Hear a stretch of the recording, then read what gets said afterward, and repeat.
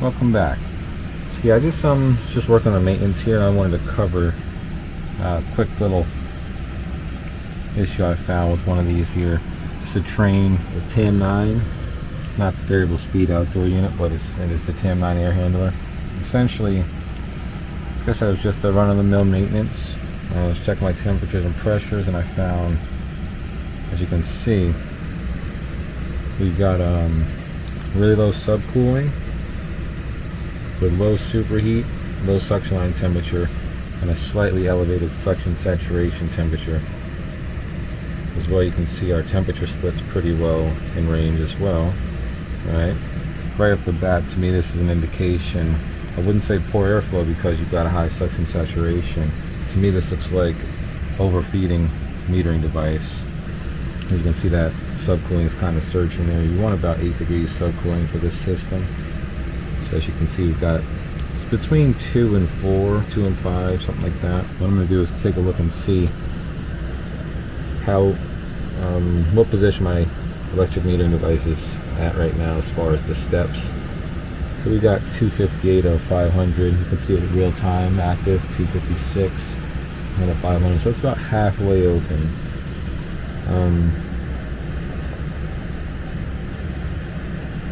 35 degree coil, right on the money. You can see that coil temperature is 35. That's what I'm reading on my probes. Okay, 40 degree line temperature, gas line temperature. I'm reading 36.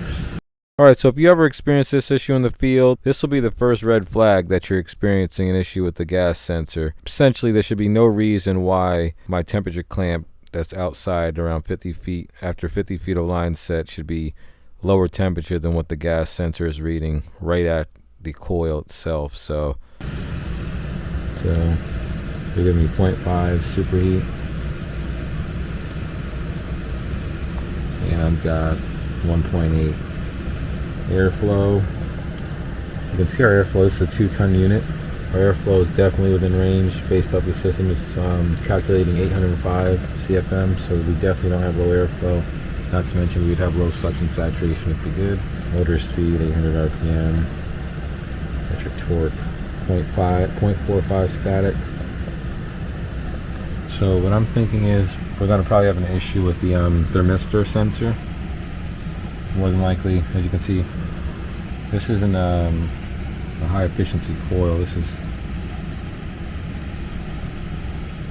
if I were to select high efficiency on here, it would put me still, I'm slightly elevated given our indoor temperature. Indoor temperature is 62 degrees.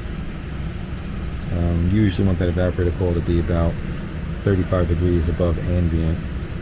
So 62 degree ambient dry bulb. You want that evaporator coil to be 35 degrees below that. So that's why we want it to be a little bit less than that 34 degrees. Let's take a look and see if the sensor might have just fallen off. It might not be taped on properly, secured to the suction line. It's definitely seen that happen before, many times with these units. But I've also had to replace a few sensors as well.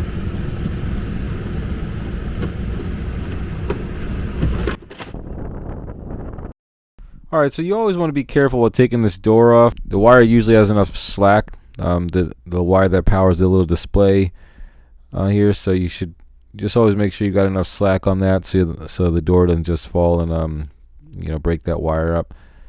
Alright, so the gas sensor is going to be right up here in this area, right on the gas line coming off the coil. Sorry I didn't catch it there, but the camera wasn't looking up as I thought it was, but you'll see it in a minute when I take it off. This is the line here. So essentially I've got to take the insulation wrapping off of it. There's really just a clip holding the thermistor onto the line. As you can see, there's a little aluminum clip, or stainless steel maybe.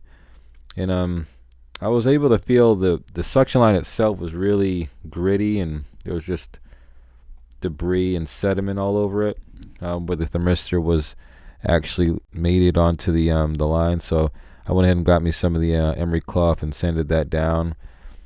and I actually wound up having to find a whole new area on the pipe. As you can see, all that grit black stuff that came off it. It was really gritty. I'd actually wound up finding a whole new area on the pipe to mount the thermistor, just due to the fact that it was just really rough. The backside of the pipe was really rough. So another thing you want to inspect is the stepper motor, and make sure that it's snug within these dimples here.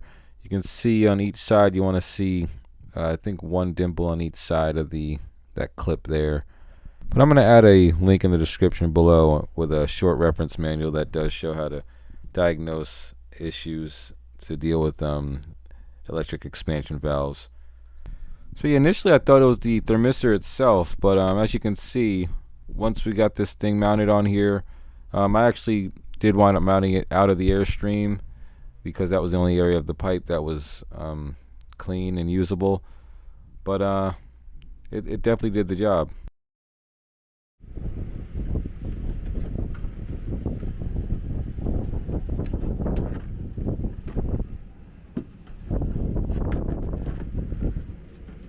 Monitor menu, so we're gonna go look at that. 164 was about 280, so 165 out of 500, looking good, very nice.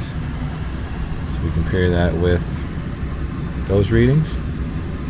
As you see, we got the green flag of measure click. Everything is smooth. And let's take a look at our pressures. Coil saturation 32 is what I'm reading. They're reading 31. I'm reading 43. They're reading 41, 42. Oh, nice. Superheat, I've got 11 degrees. They've calculated 10 degrees. That's perfect. But yeah, that goes to show you the importance with these Aperion air handlers. You need to have that thermistor strapped down nice and snug to the suction line. Honestly, I'm not sure. I took it out of the Airstream. I think it was just it just had a bad connection. There was a lot of grit on the back of that as I was sanding it off on the back of that pipe, so it just wasn't having a good mating surface area. So we're good to go now. As you can see, once again, we're locked and loaded, 9 degrees subcooling. As you can see, our suction saturation, it's still kind of high, but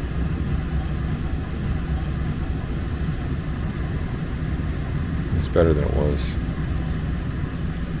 That's it, gang. It's just a quick video for today, and we'll see you on the next one. Thanks for watching.